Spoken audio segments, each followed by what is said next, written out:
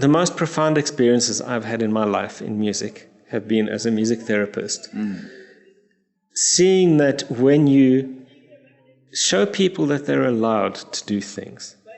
I was going to say give permission, but I don't have the right or the ability to give anyone permission. But show them that they have permission to use their voice, their talent in any way that they choose, and without judgment. The most beautiful things happen, the most unbelievable experiences occur. And it sounds like your process, you don't use a very rigid process or approach to this.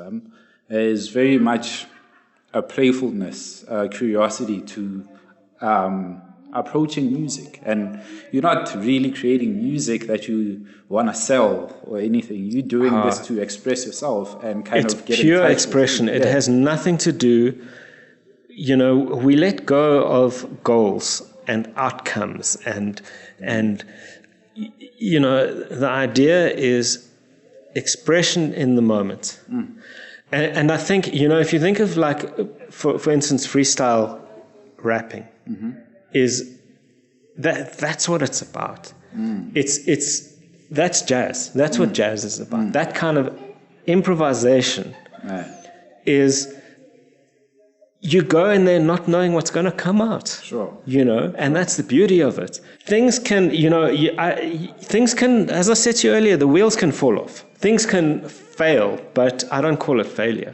I call it learning. Something doesn't go the way you want it to. It means you have to change direction. Man. Part of the reasons I'm doing Manned Up is obviously not obviously, but it's to talk to men. But men were boys at some point, like I was at some point, but I grew up without my father, right? And there's a huge part of our country where boys who are struggling without, maybe the father is there, but he's just not that active or that present for them within the home. And what you've seen from what they've kind of adopted from other men, our society, is some very negative behaviors, right? Unruly behaviors that you've tried to sort of address in your processes in music therapy. So what has your experience been in some of these So firstly, I want to say that I can relate. My father died when I was 10. So I grew up largely without a father too. Okay. And I think, in many ways, that is, and I know there are a lot of kids that grow up like this. You don't learn certain skills, simple skills. Perhaps I don't even know what they are because I never learned them. Sure. Learning to shave, learning, whatever it is. It's simple things. Okay. Yep. That said, we live in a very, I would say, quite a violent society. Yes, sir. We live in a tough society where you've got to be tough to survive. You're told this, and it's possibly true.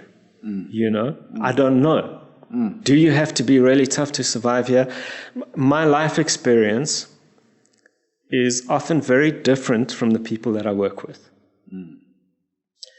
So, firstly, something that was drummed into me as a music therapist in my training is that I would never go into a situation assuming to know and assuming to have answers.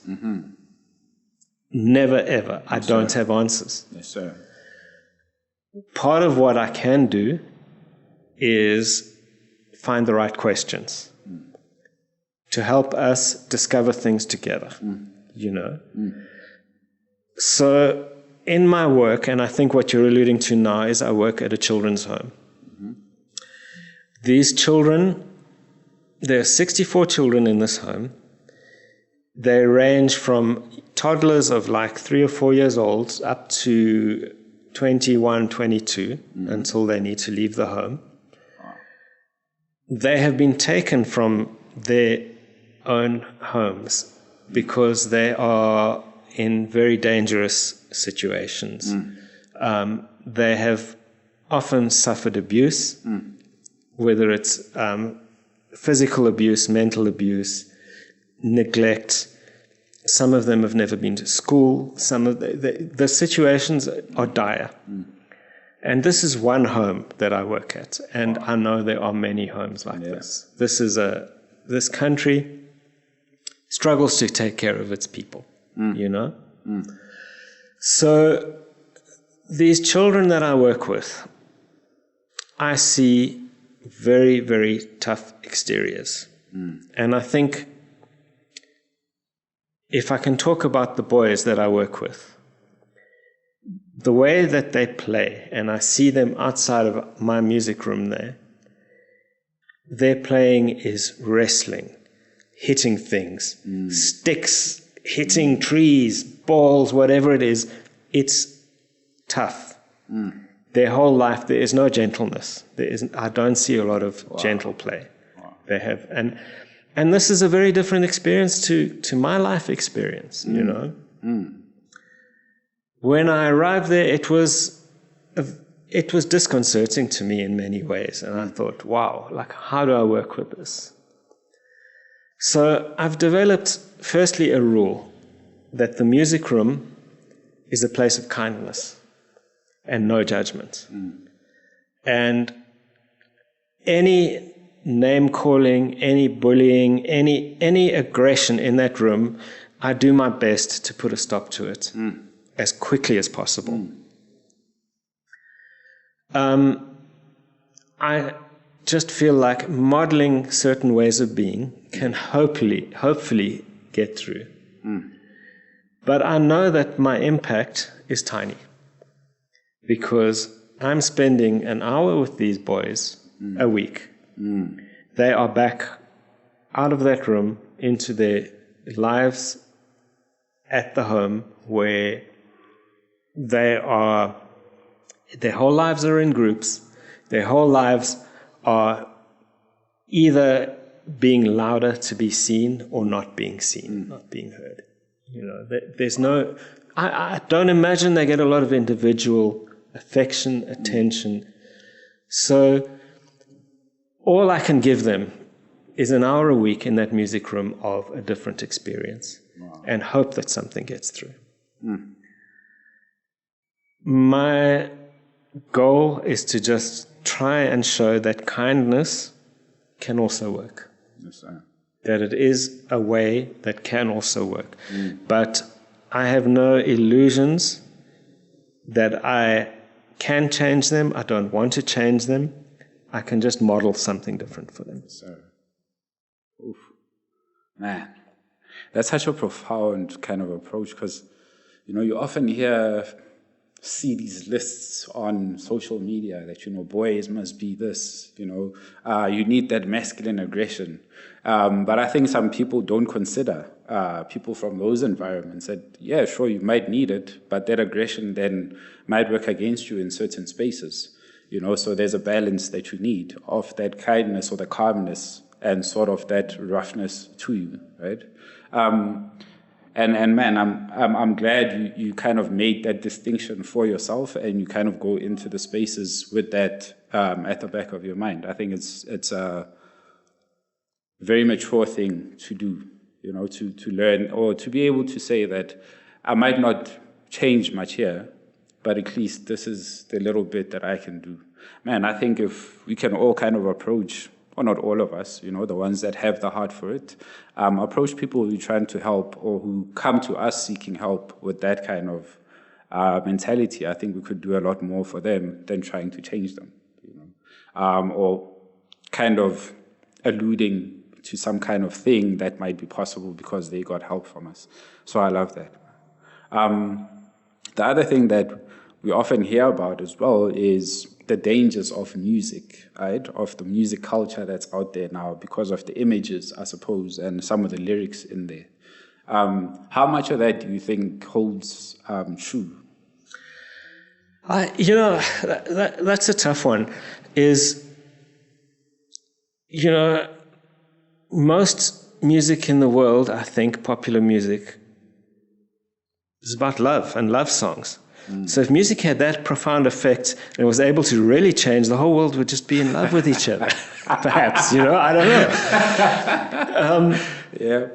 But teenagers and music, part of our identity.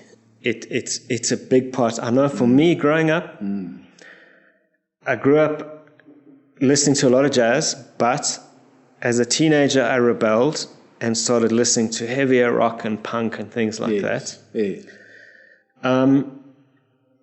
The music was negative. It was aggressive. But you know what? It empowered me. It made me feel stronger at a time when I felt quite disempowered in other places. Yeah.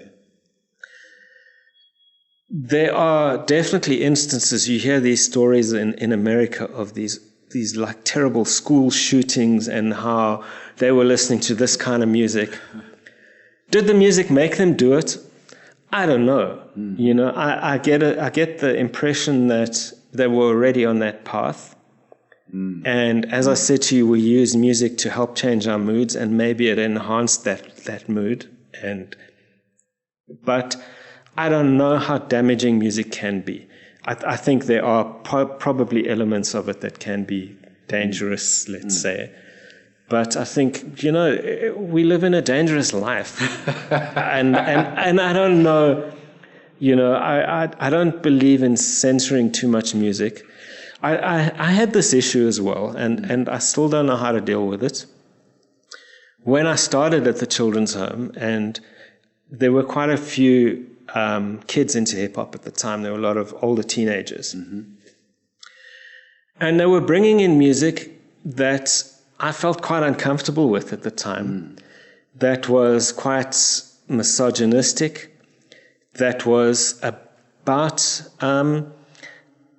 things that were not meaningful to me, that were about wealth, flaunting wealth, about materialism, about, you know, stuff like that. Sure. And this is what they were listening to. And I had to really think hard about it. It doesn't mean much to me. And to me, I actually got a little bit anxious listening to this stuff and thinking, is this what they're aspiring to? But as I said to you earlier, I'm not here to change people. I can't. My life is so different to what those kids grow up with. That music is empowering them. They are in a super disadvantaged situation. If this is making them feel powerful and good, who am I to say this is wrong? It's not wrong. So again, all I can do is model and get them to ask questions. Yes, sir. To ask questions. That's all I can do. And to interrogate what they're listening to, why they're listening to it. But it's not up to me to say what's good and bad and what's right and wrong. I don't have that power. Man.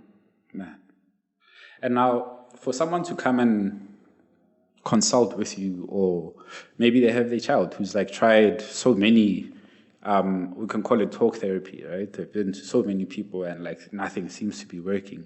Is there like some kind of criteria that they need to kind of match? Is there, what is it? Music therapy is for everyone, and it's a vast and very wide field. I work in many ways. Some of the ways don't involve a lot of talking and involve literally sitting at the piano and playing music, for instance. Some of it involves listening to, I've got teenagers who will sit and they'll bring me a song that's really meaningful to them. And I'll sit and analyze that song with them. And we'll say, like, you know, what are these lyrics about? Why do they bring in this beat at this place in the music? It's changing the feel. What's it doing? And so that's one way of working. There's so many ways. With toddlers, we might sit and play marimbas on the floor and create communication and things. So there's many ways of working. So it's for anybody. It's for children. It's for adults. I've worked with, you know, I think my youngest client at the moment is 4. I've worked with people in old age homes. So right across the spectrum, it's for anybody, and you need no musical training whatsoever. It's not about that. To give you an example of how a session might go is I might get a child and we'll sit at the piano and I will encourage them to put their fingers on the piano and start doing something. And I get a lot of clues. about what is going on in that child from what they do. Wow. They might be very scared to push down a note and play it very softly. Wow. And to me, through working with them, things can come up like they're very low self-esteem. They're scared of making mistakes. Someone else will come there and bash their fists on the piano, Sure. And that shows me there's something else going on there, And my job is to meet them where they are, to hold them. So to play something perhaps that allows them to continue exploring, or perhaps to push them a little bit and say, come, I'm going to challenge you a little bit. And that's where my skill as a therapist comes in that I have techniques that can take them places. I think you spoke to me about the ISO concept of working, and this is what it is. It's really, a lot of our training is about observation, close observation, and seeing what a person responds to when you play something. Sometimes I do something and the response is one of them pulling back. And I think, well, where do we want to go with this? And this is all happening in the moment. This is not conscious. We are trained to work with this stuff. Wow. And through that observation and close listening, we use techniques to take people places, to give them feelings of safety, to give them a feeling that they have a voice, whether it's a literal voice or whether it's on an instrument. They can start expressing themselves and finding themselves. Man, I love it, man. And I'm fascinated by just the creative therapy, right? Because, like I said, a lot of us see therapy as like this thing, like, I'm just gonna go there and sit on a couch and talk to someone. There's maybe some limitation there, but I feel for a lot of African men, we love music, we dance to pianos, we relate very much to music. We played in villages back in the days. I feel like, if you go into those creative therapies, then there's a lot of help and benefit we can get from that. I think, men in this country, there's a stigma around going to therapy.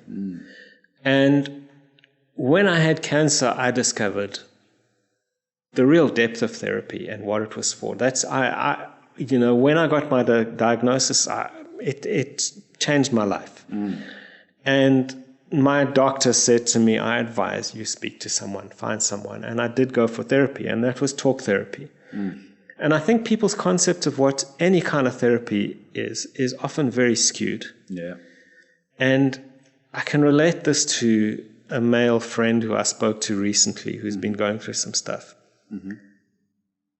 What I heard from him was, I just mentioned the term therapy, and I heard, what does some therapists know about me? And I'm like, the answer is nothing. I don't know anything about you. What skills I have, though, are to help you discover you. I'm not here to change you. And I think a talk therapy or any kind of therapy is the same in that it's a place of discovery. Wow. And what better thing is there in the world to discover who you are, how you fit into the world, and how you can better fit into the world, and how you can better serve other people, and how you can better serve yourself. That's, to me, what therapy is about, largely. And I think studies have shown that the kind of therapy often doesn't matter. The relationship matters. The relationship with the therapist is what's key. Yes. The arts therapies are beautiful, gentle ways of creating a relationship without the fear of having to talk and expose your soul from the beginning, They're gentle ways in, I think, and that's the beauty. And music's not the only one. There's art therapy, there's drama therapy, there's dance and movement therapy. They all have their benefits. I work with a drama therapist at the children's home, and it's another wonderful modality. Okay. You don't need any skills in any of those artistic fields to make use of them.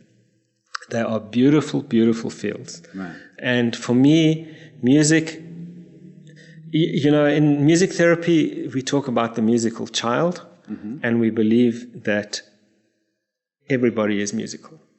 Can we get into that? So, and what is the that first about? things that you hear are in the womb. Heartbeats, pulses, it's rhythm. A mother and even a father talking to a baby, interacting with a baby, it has all the elements of music. When a mother talks to a baby, there is a call and a response. That's a musical element.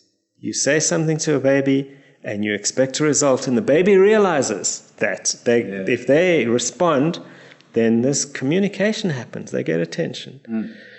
There's rhythm to that communication as well. There's melody to it. It's a very sing-songy way of working. We naturally do that. If you can walk, you're doing something rhythmical.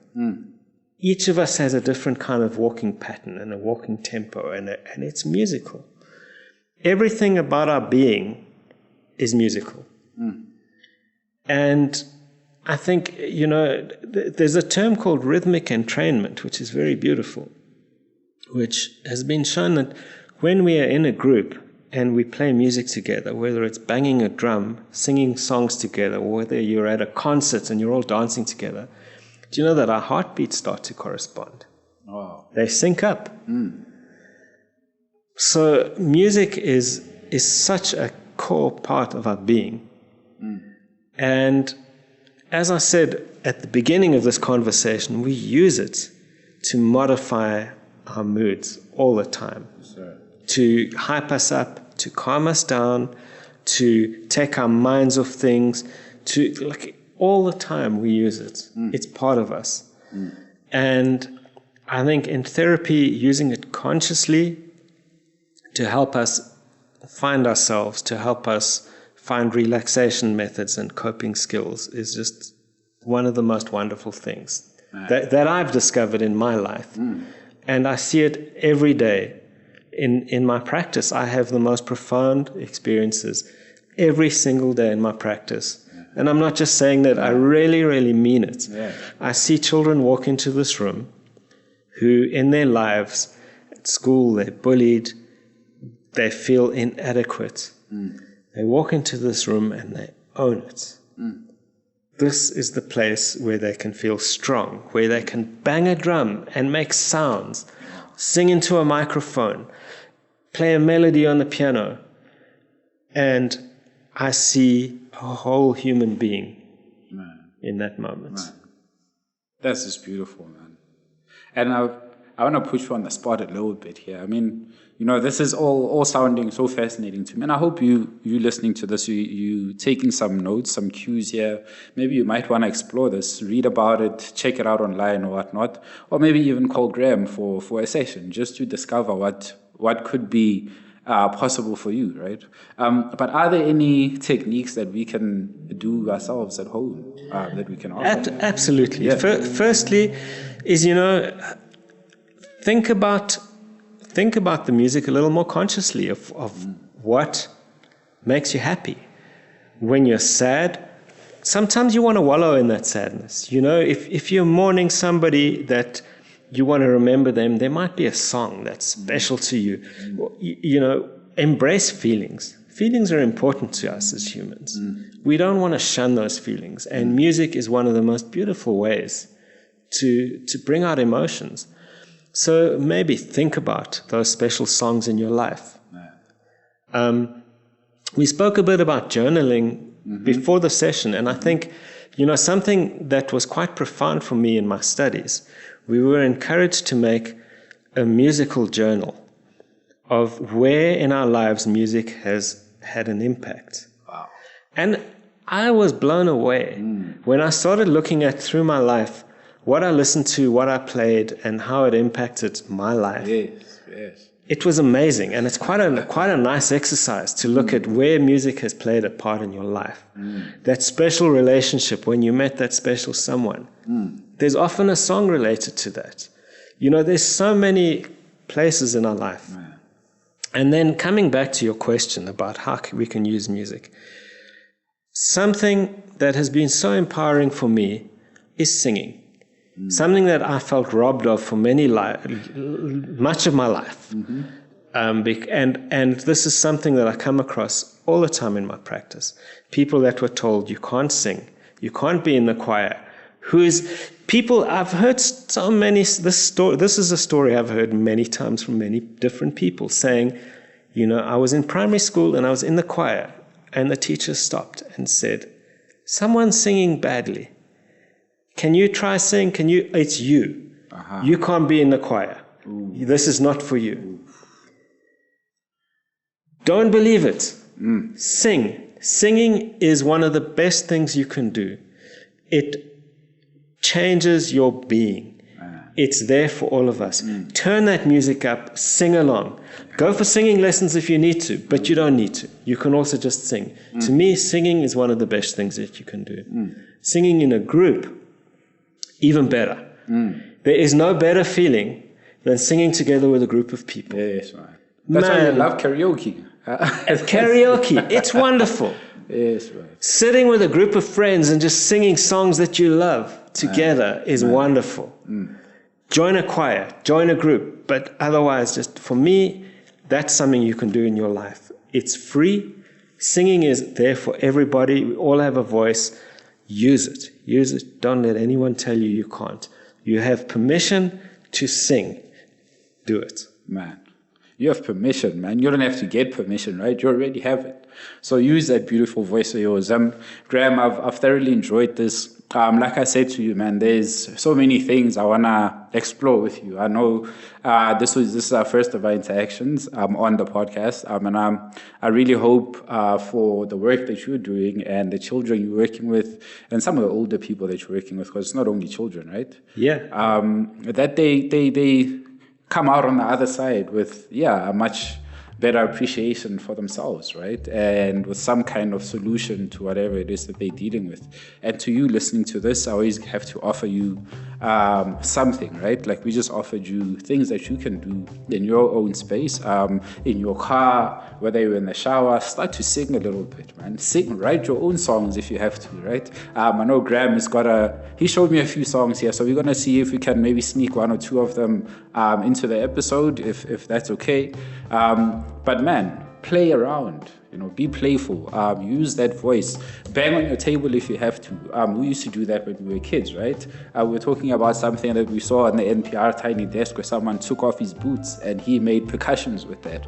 Just that playful nature of music just allows you to get closer to yourself and express those feelings that you might be sitting on, you might be holding on to, that might not be serving you. Or maybe they will serve you once you start sharing them. So from myself, Kaukhailo Habiani, I don't know if Graeme has got any closing words for us here.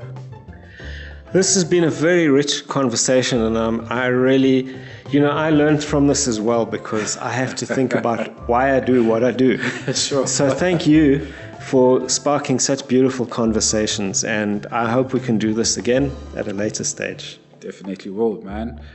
Make sure, man, you follow us all across social media. We are doing a big push for our YouTube page, so I hope you guys follow us on there, subscribe as much as you can. I think 75% of our viewership is not subscribed. So come on, guys, help us get out there. We're trying to make this platform be bigger than it already is. You're already on like a 200 and something, but if you can get to 1,000, that would even be more special for us. Then we can start hosting more sessions with my brother Graeme, and we'll do something much bigger. So please make sure that you do the right thing and follow us.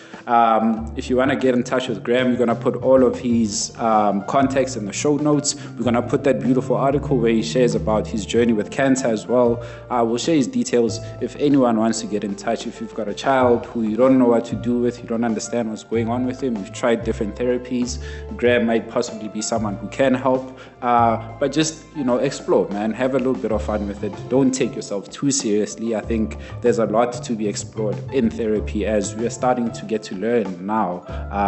The different modalities, man.